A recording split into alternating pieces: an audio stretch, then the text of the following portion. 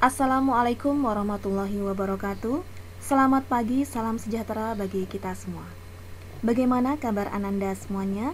Semoga kalian semua dalam lindungan Allah Subhanahu wa taala tetap sehat dan tetap semangat.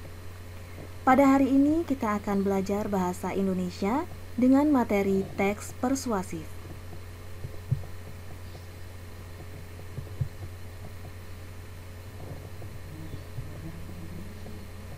Teks persuasif merupakan teks yang menyampaikan ajakan kepada pembaca agar mengikuti harapan atau keinginan penulis berisi pendapat dan fakta untuk mempengaruhi pembaca.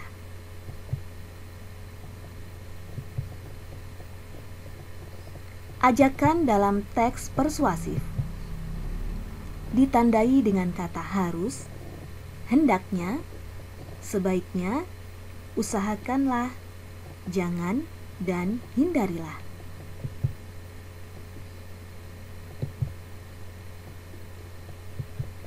Simpulan isi teks persuasif merupakan rumusan akhir tentang sesuatu disusun berdasarkan pemahaman atau penalaran kita terhadap keseluruhan isi teks tentang ajakan kepada pembaca.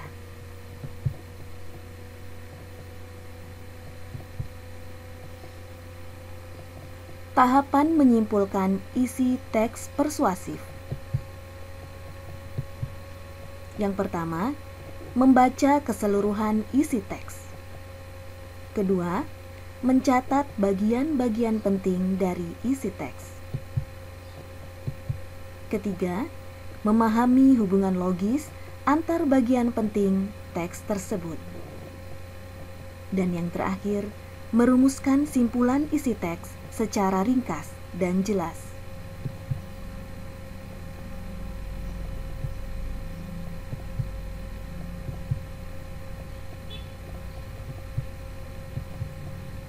Struktur dalam teks persuasif. Yang pertama, pengenalan isu. Artinya, pengantar masalah yang menjadi dasar tulisan. Yang kedua, rangkaian argumen, yakni sejumlah pendapat penulis terkait dengan isu yang dikemukakan pada bagian sebelumnya. Ketiga, pernyataan ajakan. Inti dari teks persuasi yang menyatakan dorongan kepada pembaca untuk melakukan sesuatu. Fungsi argumen untuk mengarahkan dan memperkuat ajakan itu. Dan yang terakhir, penegasan kembali. Ditandai dengan kata, demikianlah, dengan demikian, oleh karena itu, dan oleh sebab itu.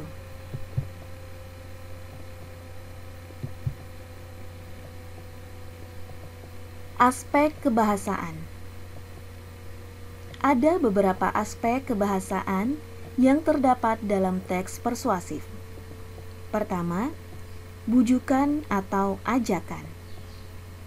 Kata-kata yang digunakan yakni penting, harus, sepantasnya, ayo, mari, jangan, dan hindarilah.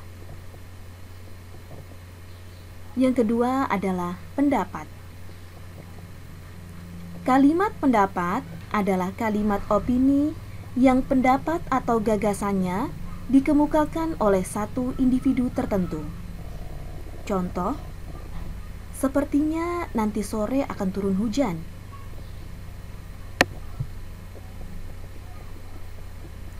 Ketiga adalah fakta. Peristiwa yang telah terjadi diperkuat dengan adanya data-data dan bukti-bukti berupa tempat dan waktu kejadian. Selanjutnya, kata teknis atau istilah. Kata-kata yang berkaitan dengan permasalahan yang dibahas dalam sebuah teks persuasif.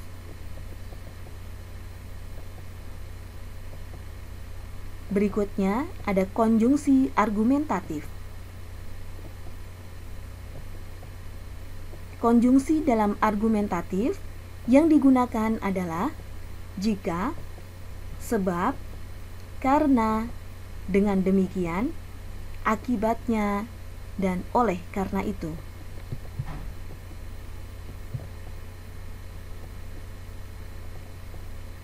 Berikutnya ada kata kerja mental.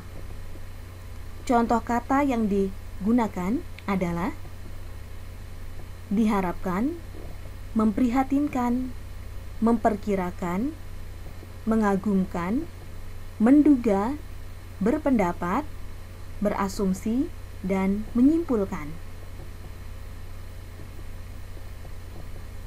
Aspek kebahasaan terakhir yakni kata perujukan. Ditandai dengan kata berdasarkan data dan merujuk pada pendapat.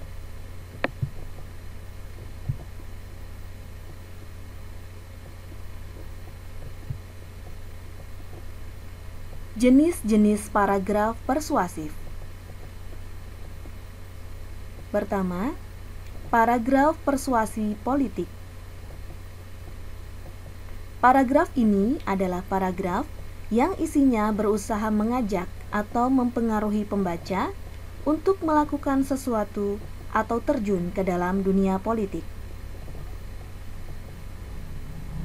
Yang kedua, paragraf persuasi pendidikan. Paragraf ini biasanya berupa himbauan, anjuran, motivasi, atau panduan. Biasanya paragraf ini digunakan oleh guru untuk mempengaruhi anak didik mereka supaya giat belajar.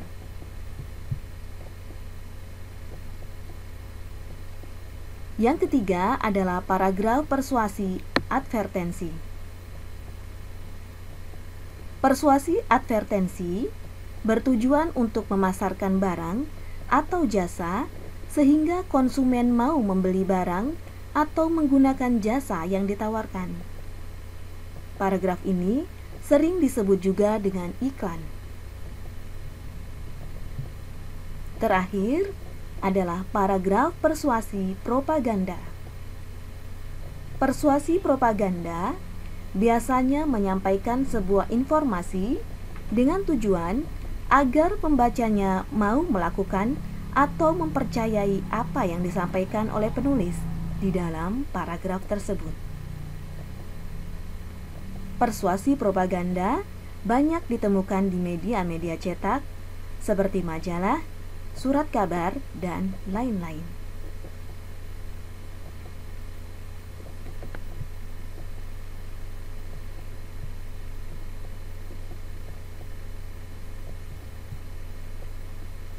Demikian pembelajaran kita pada hari ini berkaitan dengan teks persuasif.